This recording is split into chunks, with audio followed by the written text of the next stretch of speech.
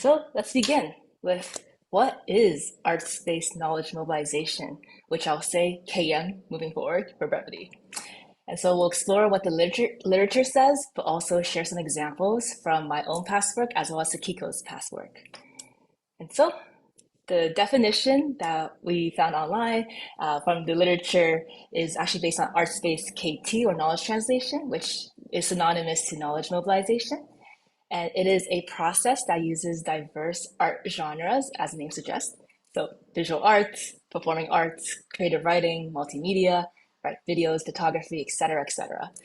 And the goal is to communicate research with and catalyze dialogues, awareness, engagement, and advocacy so that it provides a foundation for social change and important societal issues.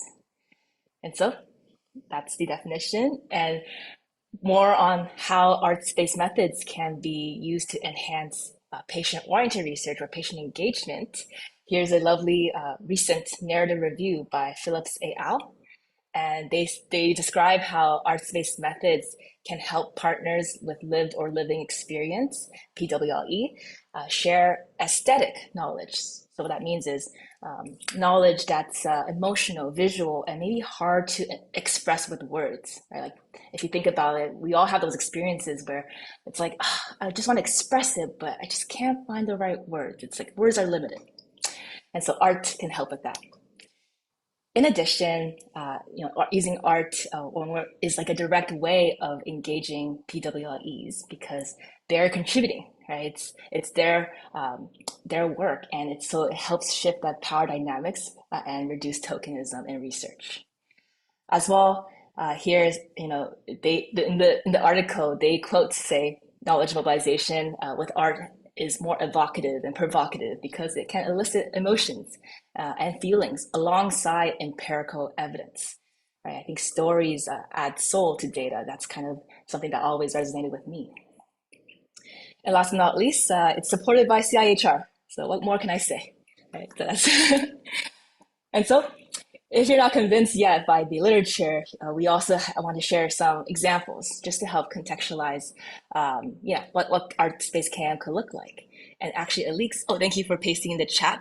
So those are some. You can take a closer look if you're curious about these graphics.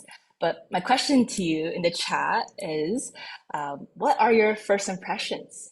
What do you think are the benefits of art-based KM? So feel free to share your thoughts or first impressions.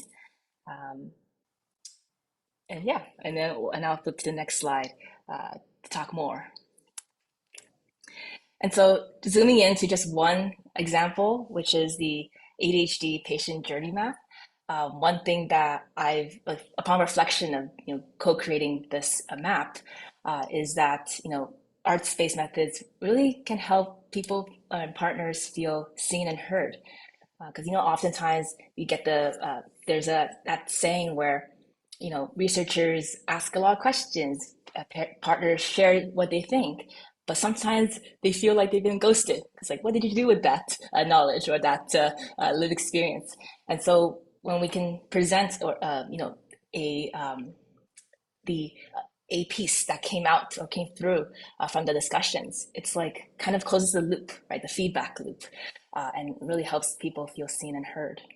I also, noticed one thing I want to highlight is that art really can spark discussions and new knowledge. And this is something I discovered recently at the Alberta SPORE Unit conference, because this was kind of the first time where I witnessed other people observing a piece of artwork that I created. And I noticed how people were pointing at different elements of it and then reflecting on their own experience and relating to it. And it helped me learn new perspectives. So for example, actually Chef Nia and Tinu and Samadhi, who are also part of Chowbrai, they were at the conference and we had a discussion with the journey map. And from our discussion, I learned that, the journey map doesn't seem to highlight other barriers, such as how racialized women may have lack timely access to diagnoses or care. And that's something that, in future iterations of the journey map, we can iterate and reflect. And so Yeah, so that all I have to say is I learned a lot from this experience that patient doing arts-based knowledge mobilization can really help yeah make learnings more visible. And another, I guess, last thing to round out the journey map, I've been talking a lot about this, is that it's also really a great way to, yeah, that to, I suppose, persuade, if you will, right? So if we think about the ancient framework by Aristotle, like the three modes of persuasion, you have ethos, which means like the how credible a message is perceived. And so, I think in research it's quite easy because it's backed by universities or grants. There's often peer reviewed research that supports what you're displaying, and also if it's co-designed with multiple stakeholders, that adds credibility, right, to the creation. Um, and of course, also logos, so data and logical arguments. That's also very relevant for research, right? I think science is all about collecting data and presenting logical arguments to shed light on an issue. And so through art, you can also express those data, those empirical evidence. And maybe what a lot of research maybe don't touch upon, and maybe art can help with, is the pathos, right? The emotions, the stories, the humanities, and that's where elements of storytelling of the challenges and successes can help convey the pathos. And one quick highlight is that a lot of some of the artworks, well, when we were designing it, I was kind of struggling, like, how do I represent ADHD? And one of the parents suggested, oh, why don't we ask my daughter? And so their daughter did some sketches and of like what hyperactive could look like or what inattentive could look like, and I decided to digitize it, and that's what ended up being the final product or final visualization in the journey map. And so I think those elements really add the pathos to a knowledge mobilization piece. And so with that said, I want to segue to Sakiko, who will share another beautiful example of art space co-creation. And so, Sakiko. Thank you, Sunny. And I'm very pleased to present another example of art-based knowledge mobilization based on the project that our youth partner Shafnia from Child Bright ENIAC and I led last year. So it was about co-creation of a youth engagement guide for mental health policymaking. And last summer, we had 12 workshops with 45 young people who joined across Canada. And also we had additional consultations with small working groups to create this guide. And please feel free to access the guide through the QR code. Next slide, please. So actually, using art was not initially a main component of the guide creation process, but it became very important. And as you see, in addition to the cover design, we have 5 designs that represent 5 different themes of the guide, which was actually designed by a youth artist, which I am also going to explain in the next few slides. And each design has its own stories and meanings that we discuss together with young people. So, for instance, in the section of the sharing lived experience safely, the image that is the second left image, 4 young people are sitting under a tree that is shaped like a brain and engaging in a conversation. And then the tree actually casts a shadow, which represents a safe space for young people to engage. So there are different stories and meanings of each image. So if you're interested in finding out more, yeah, please also check out through the guide. Next slide, please. So now I'm going to briefly explain a bit of the design process. So I am presenting this on behalf of Shafnia, who was not able to make it today, but I'm happy to share our experiences. So during the workshops, so participants expressed an interest in having youth voices reflected on the main cover and the chapter of cover of the guide. So as I mentioned, initially we didn't think that way. So we initially thought of hiring a professional graphic designer, but based on the suggestion from a youth participants, we decided that our participants should have a say in who would be creating those pieces. So along with our own list of personal youth artists, we invited participants to nominate themselves. And then to select the youth artist, we created a poll where participants can view the nominees' sample work to select their pick. The selected youth artist was given an overview of the project, their roles and expectations, and prior to attending the workshop to observe the facilitation process and understand participants' perspectives and introduce themselves. And then the youth artist designed a draft and hosted the collaborative design workshops with the participants where they can share their suggestions, ideas, and some areas for improvement. The youth artist took this feedback, refined the work, and continued to meet with a smaller design working group between the workshops. And each new revision was then shared with participants for additional input and feedback throughout the remainder of the project. And this is the process. And can you go to the next slide, please? So yeah, just to showcase some of those work we have done. So we used Canva as a platform to engage with participants during the design feedback process. And Canva was used for as it gave participants the freedom to share their ideas visually through references, example, and reactions, while it also acted as a living reference document for the youth artists to guide their revision. And as I mentioned, we had like 45 young people who were participating. So we had those large number of participants that were broken into different teams. So each workshop was held multiple times. So Canva allowed everyone's idea to be shared in real time, even if all the participants were not meeting at the same time. So to guide both the youth artists and then the young participants through the feedback process, we created a set of questions as conversation starters. For example, what should be kept in the cover? Which features should not be kept?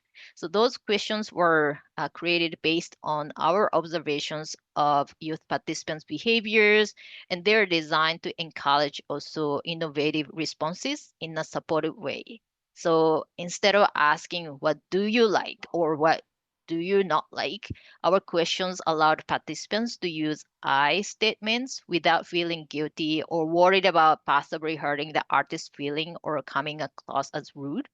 And so we actually noticed that the participants naturally use our strength-based approach, offering not only feedback, but also encouragement, solutions, and new ideas wherever, whenever they respond. And this is that's example, but so this youth artist observed the conversation and then they created this first draft, which symbolizes these breaking glass ceilings. And so this means like the barriers to participation, which young people are aware of and experienced in their mental health policy making processes. And so the artist wanted to show breaking the glass ceiling to symbolize empowerment to young people to be able to participate in mental health policy making, but also opportunities for young people who want to engage in mental health policy making. So we had our questions in the space where participants can respond using sticky notes for text and visual references as well.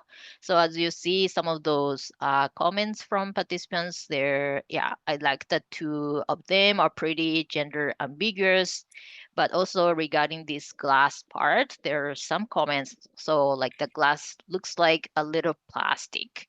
And in terms of the diversity and representation, some comments, disability isn't currently represented. Also, there are some comments about how about a woman wearing hijab. Those comments were also shared. And also there was some encouragement. So as the left bottom side. So someone said, I really like that art. Seems like it was made by a person and not like AI stock image. So it was a very fun activity for all of us. And yeah, next slide, please. So just to show how changes were made through this process. So it's very visible as you see. So participants had 100% creative control over the cover and provided continuous input. So the final design is a reflection of both their lived experiences and also their hopes for the future of youth mental health policy making. So some of the changes made through the consultation process, such as the institutionalization of mental health. So initial design, which you see in the left side, it looked like kind of more school setting. And then someone said, oh, it's very triggering. They don't want this institutional image. So they suggested more neutral, natural environment. And also, we had some consultations with the Métis youth participant. So we also had some indigenous component in the design as well. And also some youth mentioned that they want to make it more like individuality, more youthfulness, including stickers on the laptop and also the pride flag as well. So having a youth artist create the pieces and directly engaging with the participants created this sense of trust, and it allowed for meaningful engagement with the participants. And yeah, next, please. So just to wrap up, to share our reflections. So even though our art-based activity, it was not designed as a main activity, but actually we found out that's very, very engaging. And also, as I shared, that youth artists who came in, they were not familiar with youth mental health policy making, but they participated in those discussion, and they listened to other youth what they're discussing, and then also asking questions. So that really shaped that design to represent what they want to say. And as I mentioned about this deinstitutionalization, so I think that designing of like environment as space, that safety consideration is critical. And lastly, I think that the challenge is how can we actually represent the diversity and also accurately represent some of those uh, cultural components. And that really was a big challenge. So we had the iterative process of asking young people, how can we do this? How to make to represent accurately. So that was like a process, but we thought asking was very important. So yeah, thank you. So now I pass on to Sunny, who can share some of those tips. Yeah. Thank you, Sakiko, for sharing that lovely example of youth engagement and co-design for an arts-based product. And so now I'll talk more about how to pick the message, right? So some journal prompts. Well, within this section, I'll share some journal prompts to spark some intuitive ideas, a checklist to help filter down your message, as well. We'll play a little mini game of which messaging is more compelling. So let's begin. Oh, and then quick side tangent again is that for Childbright members, like this is really your opportunity to experiment. You know, in previous years, our reports to communities were a website or PDFs, but this year, you know, based on the consultation with ENYAC, we're thinking let's do something innovative. Let's turn our report to community into a printed arts-based yearbook, kind of like a zine, and our goal is to share this at the 2026 Child Bright Conference. And so imagine like we'll have pages where you can sign signatures and just reflect on like this little, what do you call, time capsule of our phase 2 to get phase 2. And so this year's theme is actually transforming the childhood disability ecosystem, which is something to keep in mind as you narrow down the story that you want to share.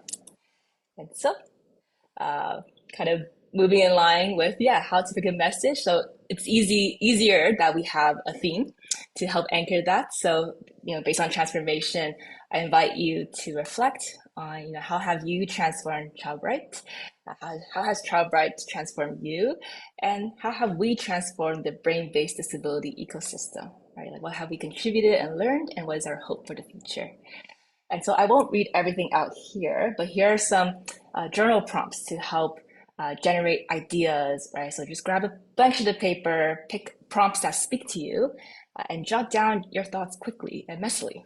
And I emphasize messy because I think discovery happens, or it can only be discovery happens when we dive into the unknown and the chaos. And from there, we sift. And so, actually, Alix, could you reshare the Art Space KM ideation guide in the chat? Because that's also a tool that I quickly put together where you can duplicate the Google Doc and just type right on that Google Doc. And so that's one way of helping guide your initial thinking around, yeah, what message do I pick? What story do I pick? And so another tool after you do your initial ideation is now, okay, you have so many ideas. How do I filter? How do I narrow it down? And I always love just to focus on picking one main message. And the idea is if you can nail down one thing, right, one message, it keeps your story or your communication focused and clear. You can think of it like a anchor or like a guiding light to the final destination of your story or journey. And so some tips on how you can find that main message is think about SMIT, single most important thing, write whatever comes up. Or you can think about BLAM, bottom line actionable message, and also write down a sentence. Another idea or a visual, if you're more visual, like imagine you're having a one-on-one coffee chat with like a member of your audience. So it could be a youth, a parent, a researcher, a policymaker, and just write down your message exactly how you would tell them, right? And I think this is in general a good tip when it comes to writing a creative piece, is to write from your heart and your voice, and imagining that you're speaking to one person in the audience, not to the crowd. Also, you can think of it as, what's my moral of the story? What's the mic drop moment? And usually that's also tied in with the universal message, or you can say a cliche. But usually the key is to say the cliche in a new and interesting way. Um, and it reminds me of this quote by Andre Gide, who's one of the Nobel Prize winners of literature back in the days, who said, everything has already been said before, but since nobody was listening, we have to say it again. And so that's kind of the goal with any communication, is to tell a story with a universal message, but say it in a unique way so that it resonates with your audience. And I also here have an example, which you can read after when we send out these slides. And so once you have your main message, another good checklist to filter through is just think about, does my message hit all the, hit the ethos, the pathos, and the logos? A nice, simple framework to ensure that, hey, the message is compelling and resonates. And so, speaking of compelling, let's play a mini game. And so, what I'll do is I'll share two options, A or B, and you let me know in the chat which messaging is more compelling. All right. And also, if bonus point, if you want to explain why. And so, okay, option A. This is the messaging. Parent partners identified the need for a peer support group, which our team could develop to connect families and reduce isolation. Their insights continue to shape programs that build community. All right, let that sink in. Option B. When my child was diagnosed, I felt alone. I suggested a parent peer support group, and the McMaster University team made it happen. Now, I connect with other families and turn my hardest years into a lifeline for someone else. All right, I'll hold back and you let me know in the chat, A or B. A or B. Alex says B. Toba says B.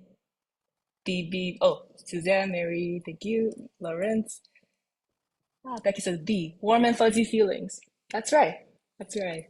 Yeah. Farhan says B because it's a personal story. That's right. Yeah. Sarah B. It's centered within the person rather than the observer. Oh, that's a really good observation, Tova. Thank you for sharing. Yeah. Yeah. And so that was exactly what I was thinking. And also, I want to say that option A is not wrong per se. You know, it depends on the context. I'm sure for CIHR grant reportings, option A is an option as is common and nothing to be like right. So it depends on the context and what where you are sharing the message. But for a creative art space approach, definitely option B is more compelling and resonates more. And so the tip I offer is, yeah, write with your voice, draw from the heart, as opposed to um, corporate speak, which I'm guilty of a lot too. So no worries. But so thank you for participating in that first one. So there's two more. Um, okay, option A. Prof. Jerry actually involves youth in every decision from setting priorities to reviewing results. In our last project, we co-created 3 of the 5 study tools with him, and he made sure our ideas shaped the final recommendations. You're awesome, Prof. Jerry, youth partner. All right, pause. That's thinking. Option B. I effectively engaged, this is my impression of a researcher, I effectively engaged patient partners and made sure they are part of every decision, from setting research priorities to reviewing findings. In our last project, they co-developed 3 of the 5 study tools and shaped the final recommendations. Professor Jerry. So option A or B. And again, neither approach is right or wrong, it's just which is more compelling for the context of art space or creative approaches. Yeah, so put your answer down in the chat. Yeah, so Fahar says option A, words directly from youth partner and participants. Mary says A, Sarah says A. A agreed with everyone else. Nice pun, Toba. John says A, it's coming from someone else's experience rather than its own self-assessment. Yep, yep, yeah, perfect. Yep, Suzanne says A. Yeah, that's right. I think we intuitively can feel the difference and know that what the tip is. A praise feels more credible and it comes from others and not ourselves. That's right.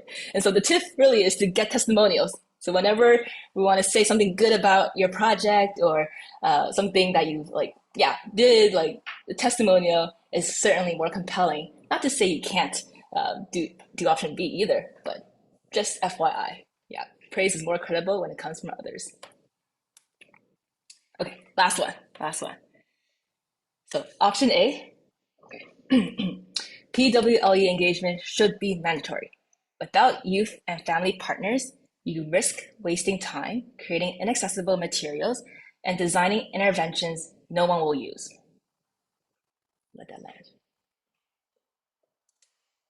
Okay, option B. We all want our studies to improve the lives of children and families. In one project, youth partners flagged that consent forms were too jargon heavy, so we simplified them. How might early partners inputs how might early partner inputs strengthen your research? All right.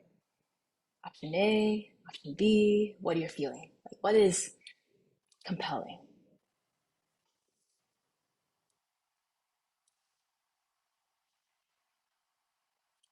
Alex says B, Mary says B, Sarah says B.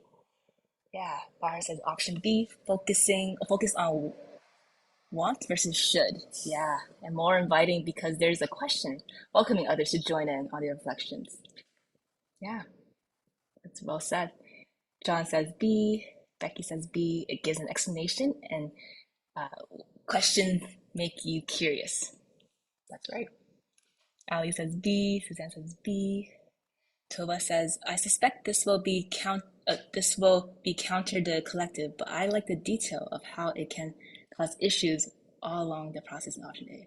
That's very fair. That's very fair. And I would say option A could work if in an audience that already agrees that PWLU should be mandatory, right? But if it's, let's say, if it's the audience outside of, POR, let's say in basic science, someone doing lab pipetting research, then maybe option A might be too too hard to swallow. Like it's a hard pill to swallow, right? It just comes right in, very blunt, very stern. Um, and so option B is kind of like putting that pill, that hard pill to swallow, in the cheese. And the cheese is, well, I'll just share the tip. Is to embed your message inside something your audience already cares about. So in this case, it's improving the lives of children and families, right? That's child right and a lot of child health research. That's our core. And something about humans too is like I feel like agreement is what melts a lot of our resistance. And so if we can lead with agreement and then present a question or present an example of how you know yeah like present a very concrete example like partners flagging consent forms, that is a lot more compelling in a especially for a newer audience. But definitely, A probably would work in an audience that's already familiar with patient-oriented research. So yeah, again, everything is context dependent. There is no definitive right or wrong, but if you're again depends on your goals, but definitely remember to put the pill in the cheese. Okay, I see it coming.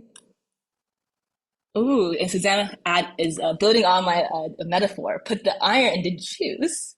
Put the crushed up pill in the apple sauce and pudding. I love that. I love that.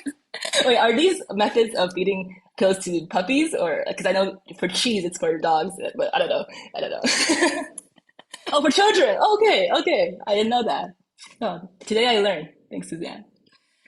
All right. Okay. Thank you for participating in my mini game. Hope that was also a really cool or lovely learning experience. And so now let's shift gear. So we talked about the message. We also talked about the messenger. And now let's round this presentation off with the medium, right? So the actual, uh, yeah, tangible, concrete, final KM product. And so I'll share some more ideation tips and, or I guess more like inspiration, not expectation. And also, I do want to briefly touch upon what to do if you feel stuck, which is a very common thing in any creative process. And so, choosing the media, I'd say trust your gut. I know that's very cheesy, but start with the most exciting medium to you and draft. Just draft, draft, draft, and don't be afraid to convert between mediums or media. Um, and so, because in a lot of my creative process, I notice I might start with a writing, and then I go and then I do some sketches. Then I'm like, what if it's a collage or a video? And one thing I notice is that each time I convert between mediums, um, I see the art or see the message in a new, fresh perspective. Same thing with if I print out whatever I type right, into a physical sheet of paper as opposed to a digital screen. It reads differently. I don't know. I can't explain why, but it just feels like a fresh eye. I have more fresh eyes than this. Grammar. And so that's something you can try is that like you start and iterate from there. I also really briefly want to highlight the hero's journey as like kind of I think maybe you've learned this in high school, but like Joseph Campbell, he's the guy that studied all the myths and the stories and fairy tales from like uh, uh, Little Red Riding Hood to um, biblical tales, and basically this is kind of the arc of any story. So that's something you can think about to ground your drafts as well. Okay, some more just really quickly, some more examples of different types of mediums. So, of course, illustration or comic. I really enjoyed this book, and it was a really great way of learning more about mood disorders from a very personal perspective.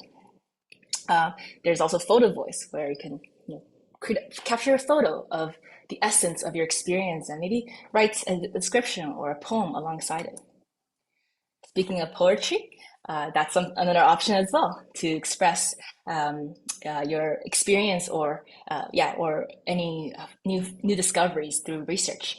I won't read it out loud here, but this is one of those poems where it reads different if you read in backwards. So if you read it, anyways, I won't read it out loud. Take your time to absorb it anytime after this presentation. Okay, and just a couple more things is creative resources. So we created some templates, and actually, Alex, could you share the template, the resources? Yeah, so if you can plop everything there, these are just, again, ways you can start to ideate, but it doesn't have to be your final piece. Yeah, thanks, Alex. And yeah, more resources, how to write a poem, how to make a zine, graphic recording video tutorials. This is actually my way of getting started with visualization on my iPad and my kind of my gateway into comics, so creating comics. So if you want to explore that, there's a fabulous free tutorial series. Oh shoot, I clicked the wrong button. Okay, do you still see my screen? Okay. Oh, why is it? Yes. Oh, it's doing the glitch. Okay, let me just do this. Okay. Also, how am I doing on time, Alex? I'm almost done. Yes, you have maybe 2 more minutes. Okay, okay, okay, Yeah, okay, okay. but Sorry. take your time. It's okay. It's okay. Okay, all right. Okay. So the last bit here I want to touch upon is just to say that if you ever feel stuck, like writer's block or creative block, it's so normal. Like I go through this so many times in any creative process. And so what I offer here is some, you know, I'll play with this video. It's words of wisdom from David Ogilvy, who is actually the father of advertisement. And he's the person that came up with this very famous quote that you might have heard of: an apple a day keeps the doctor away. So this was like in 1920s, he came up with this, and it's still prolific, right? But we still hear it all the time. And I'll say like ways to melt creative resistance is, really you take a break. I think it's hard to be creative when we're stressed. So go for a walk, shower, listen to music, meditate, relax, allowing space for your brain to percolate on ideas. Number two is look everywhere. It could be internet, it could be books, bookstores, it could be home sense decors. I look at everything, and somehow those are like mini puzzle pieces that make its way, maybe even subconsciously, into my pieces. I also recommend making ugly art, so doodles or anything on paper or Notes app or Google Doc that may not ever see the light of day. That's okay. This is like a warm up to any creation. Read anything as well: poetry, comics, etc., etc. Learn new skills, as I shared previously. And last but not least, engage in food for the soul. So engage in thought provoking conversations, maybe with a friend. Explore and observe nature. I think I learned a lot through nature. So those are some ways to help melt creative resistance that I found helpful. And I'll end this with playing this little video. And thinking what nobody else has thought. So thank you, David Ogilvy, for that word of wisdom, because discovery truly occurs what is seeing what everyone has seen, but thinking something different. All right, the computer is glitching, but I will hopefully present. Sorry, it's not opening. Okay. All right, so last slide, I promise you. Next steps, if you're a Chatbrite member, pick one story you're excited to experiment with, consult these slides, maybe the ideation guide, or elsewhere for tips and inspiration. If you need support, we're going to have some creative drop-in calls, details coming soon. You can also email me, so my email's right there. If you want to have soundboard ideas, receive feedback, or have visualization support. But that's first come, first serve, because it depends on capacity. But I'm happy to help illustrate and support any creative designs that you might need. And last but not least, reminder again to submit your art by September 8th. Elise, if you can paste in the last bit of the Qualtrics. I don't have it here. I'll put it in the chat. But this is the link, and email Jack if you need an extension. All right. Well, I think I took a lot of time, and I think we might have 10, 12 minutes for Q&A. So if you have any questions, feel free to drop it in the chat. And thank you, Alix, for putting the resources and the Qualtrics. But if you have any questions, let us know. And thank you so much for listening and for your time. Yeah. Yes, thank you, Sunny and Sakiko, for a wonderful presentation. This was full of knowledge and tools and practical tips as well. So that was wonderful. So I invite everyone, if you have a question, please unmute yourself and feel free to talk. But quickly, I want to go back to one item that Sakiko mentioned during her presentation about the strength-based approach. If you can kindly tell us a little bit more about how you use that in your art-based KM. Yeah, thank you so much for that question. So I think it became very natural, but the questions when we were asking for feedback, actually that was the idea from Shafnia, our youth partner. So how are we getting the feedback? But it's not going to hurt like those youth artists. So the way that questions to get feedback, that was more, as I mentioned, like the frame, the way that they can say as like I statement. And then I think those youth participants naturally they kind of supported that youth artist as well. So luckily we have that youth artist. Maybe if we had that adult artist, maybe those power dynamics might have been different. But in terms of the strength-based approach, always like like to recognize that work which is presented and then what can be improved from there. I think that's something like it's not only just art, but also when we work together, I think that's how we learn from each other. So, yeah. Excellent, thank you. And Becky, to answer your question, so Becky is asking, can you send the resources with the presentation, please? Yes, of course. We will Yes, send yes. those resources in in an email after this event, and we'll also include a recording of the event. Thank you for appreciating the resources. So another Mhm. question, a question for Sunny. So I see that you like drawing and maybe poetry, I think, as well. What is your preference? What do you Oh. usually end up choosing when you do art-based KM? What gives you the most enjoyment? Oh, I love this question. Yeah. Ooh, based on enjoyment, I think visual art, definitely. I think when I design, I get really into it where it's like the flow state. Like, do you know what the flow state, like that feeling? Mm-hmm. Yeah, where time disappears and you kind of lose a sense of like where your body is in space. It's just you and your creation, right? So you and the art. So you're just so absorbed. I guess that's what they call hyper focus. But basically, I really get into the flow state when it comes to visualization. And I don't know, it's just been something part of childhood. I picked up pastels, and when I was like 3, I remember I would like draw all the time, but I ran out of paper, and so I started drawing on my parents' white bedroom walls, and they got really mad at me. But I think I don't know, it's an intuitive thing. It just a creative impulse from a young age. Mm-hmm.